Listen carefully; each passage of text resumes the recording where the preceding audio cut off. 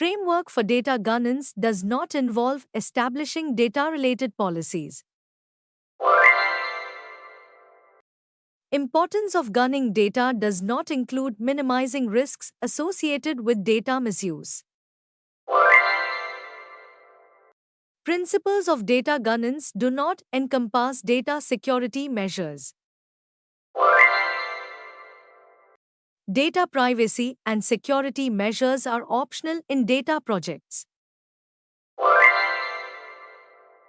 Introduction provides a detailed analysis of data findings.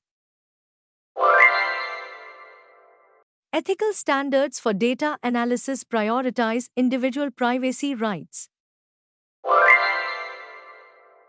Objectives of ethical guidelines include fostering public trust in data analysis. Importance of ethical guidelines lies in ensuring data analysis practices align with legal requirements. Framework for data governance is not essential for large organizations.